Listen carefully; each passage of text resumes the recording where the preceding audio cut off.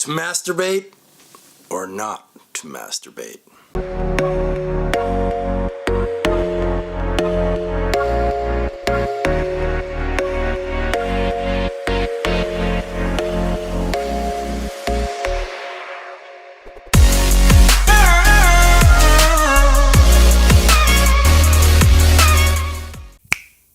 Hello folks.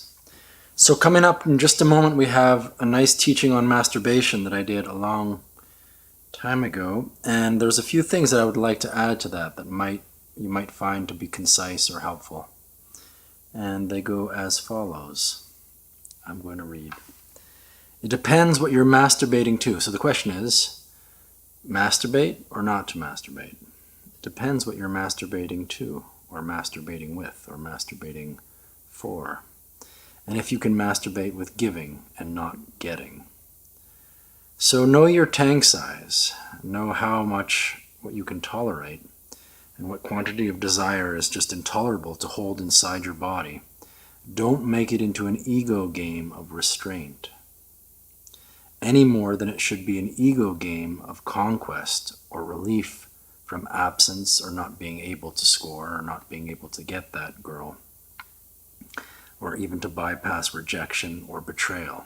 All right, so it's all wrapped up in the question of ego. Either way, how are you going to get out of that?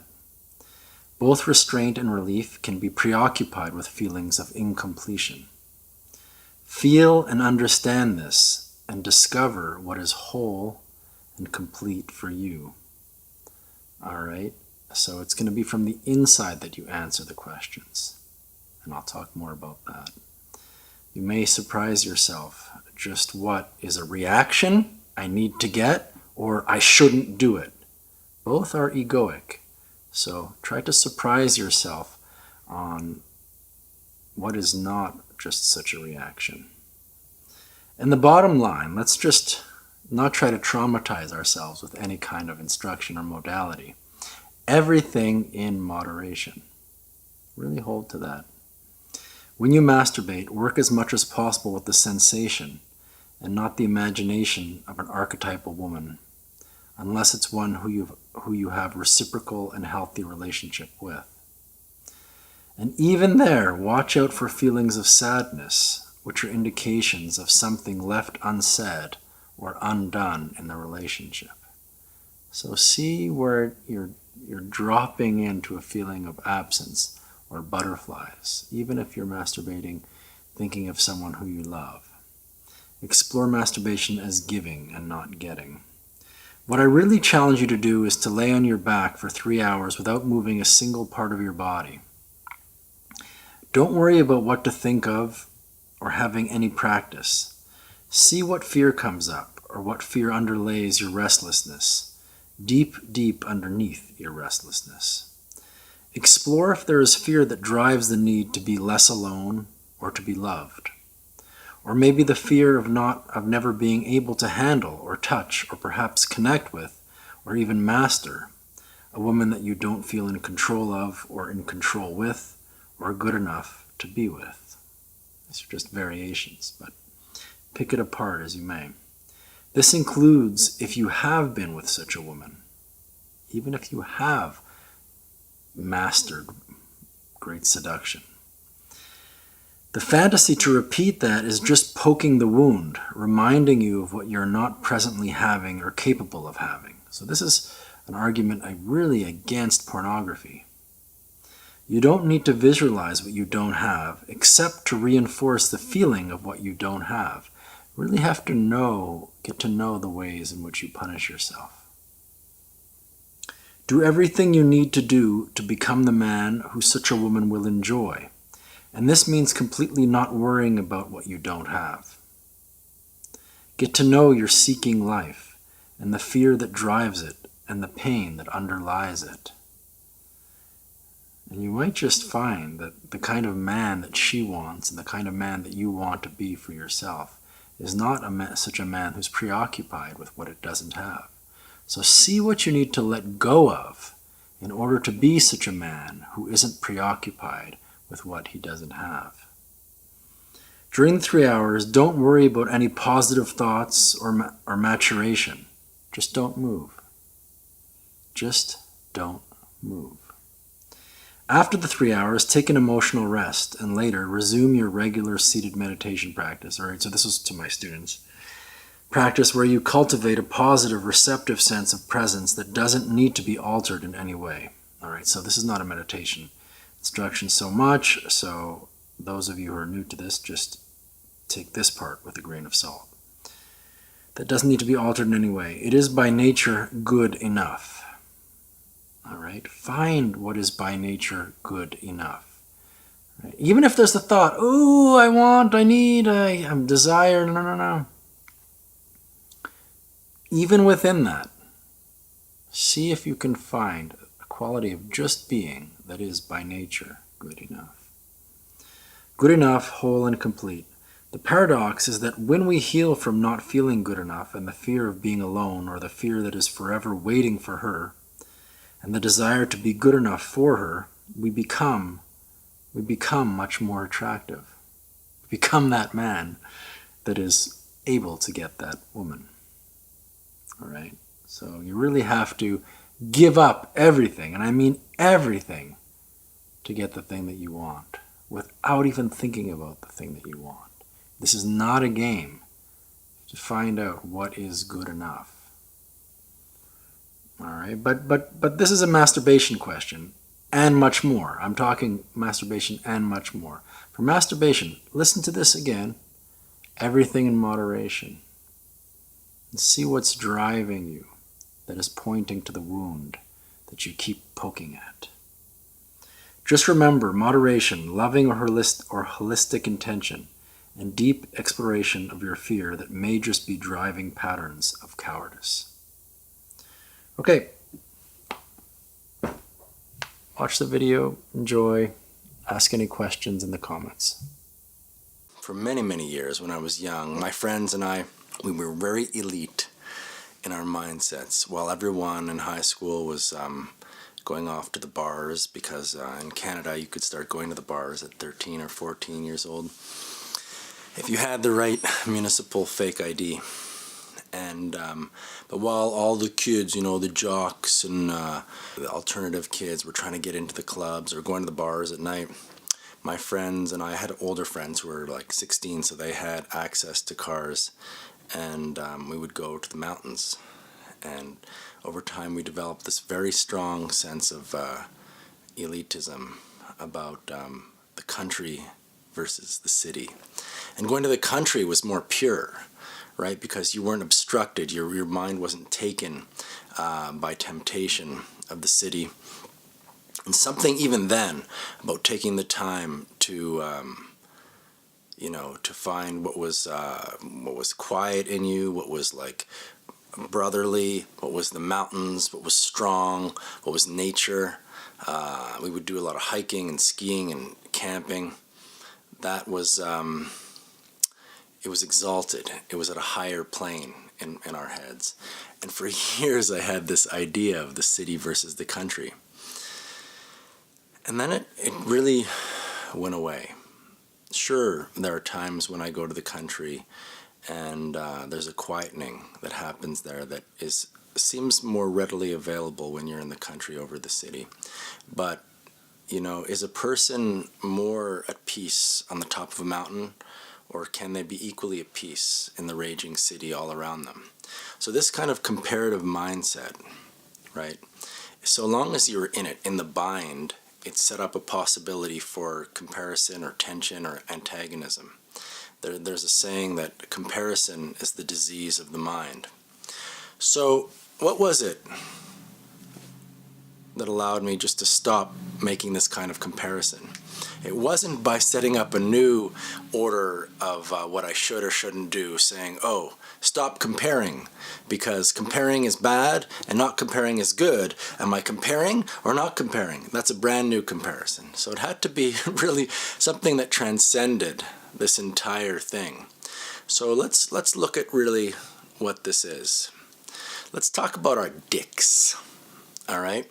When you're talking about to masturbate or not to masturbate, In the first place, it starts from a sense of lack, right? And it's a corporeal thing. It's a feeling of I'm not well in myself. I need to release something. I need to go from point A to point B. All right?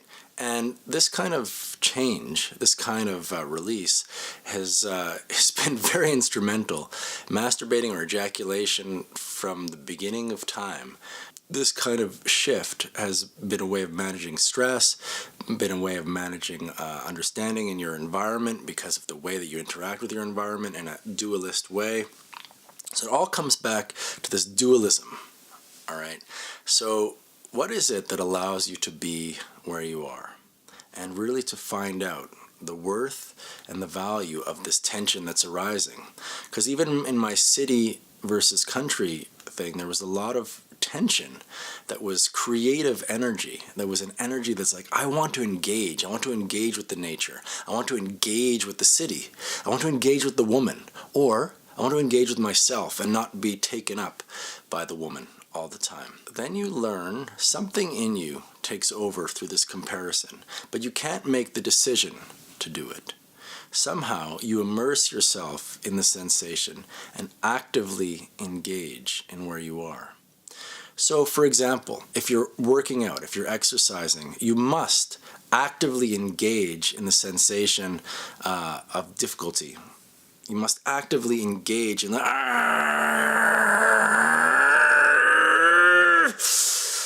But if you're like, fuck it, guys, how much longer is this going to go? How much longer is this going to go?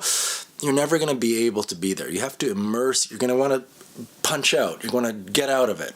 Just likewise, when you're thinking about a girl, you want to, oh my God, I'm going to masturbate. What about staying with it? Staying with it. See where it goes. See what kind of mind over matter is actually capable in you. Likewise, if you're stretching, if you're doing yoga, or if you're doing a long meditation, the pain, there's this initial discomfort of, oh fuck, I really don't want to stretch. I really don't want to wake up this morning. Oh man.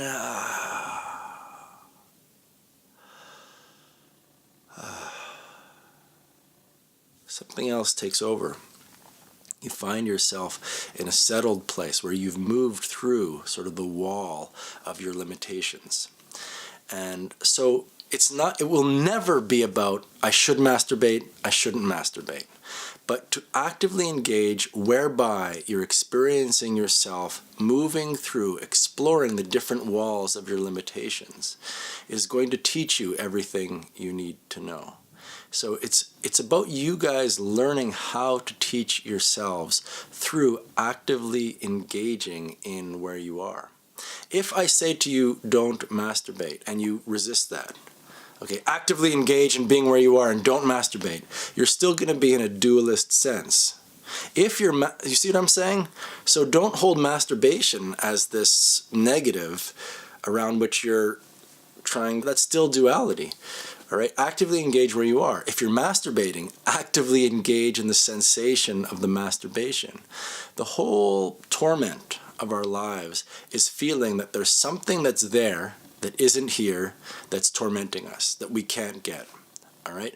And this, of course, is desire. The objects of our desire, the woman, she's there on the internet, and you want it, and you're using that actually to feel aroused. This distance, the distance of only if. But at the same time, notice what's going on. Right? You follow what I'm saying? I can't get her. That's what's the arousal thing. That's the jealousy in us. That's the sense of possessiveness, the territorial aspect, embedded right into our testosterone. But then what is it that makes us feel so good? It's feeling that you're getting closer to her. All right? You're focusing so much on the sex, and you use the man in the pornography as your surrogate so that you're actually embodying or envisioning yourself as that man, and therefore you're being one with her. So this is the antithesis, the opposite of feeling that she's there and you're here, right? You feel that and you're like, oh my God, I want it so bad, and the only way to relieve it is to go to it, okay? That's why when we have an orgasm, when we have sex, we finally conquered. right? And what does conquering mean in this sense? It means possessing. It means having it for ourselves. It means being one with it. So we use the duality as the tension in order to become one, become whole. Wholeness is the natural state, and there would be no wholeness in our self-realization if there wasn't something at play, something challenging us. Okay, so our whole lives are about working with this apparent sense of antagonism, this apparent sense of duality. So even though we're using it, how are we using it? It's always there. The woman in our mind will always be there. The oh fuck, I have to get to work will always be there. The oh shit, that guy's driving really too slow in front of me will always be there. But how do we interact with it? How do we immerse ourselves in where we are? In order that we can maintain our energy, in order that we can be fully aroused in our being, all right? Because what is the value of that? To be fully awake, to be fully aroused in our being, okay, then there's something that takes over that's primary. And that primary is, it's your enlightenment, it's your awareness, it's your presence, within which you have this desire in your stomach, this burning in your balls, this thought in your head. All these things can move through. All right, your enlightenment is becoming spacious enough, present enough that these sensations can come through and you can convert them. Okay, so then you see the girl on the street, instead of feeling, oh, she's at a distance, what is she doing to me? All right, you're feeling antagonized. In the same way when you're watching the porn and she's distant, you need to get close. Now you need to develop the skills so that when you see a woman, she's not distant but antagonizing, she's distant but desirable to bring in to your unified experience. All right, she's within your consciousness, not outside your consciousness and antagonizing or inaccessible. She's within that awareness. So cultivating an engaged mind allows things to fit in to your present state, your present awareness, your enlightenment, your insight, your entire scope of being here now. Okay, because when you're not being here now, everything is at a distance. Everything is either working against you or you're trying to get to it.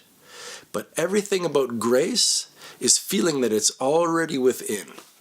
Okay, and this is not an idea, it's actually a sensation that arises in the present mindset. The present mindset can be so, this is when you go through the stretch,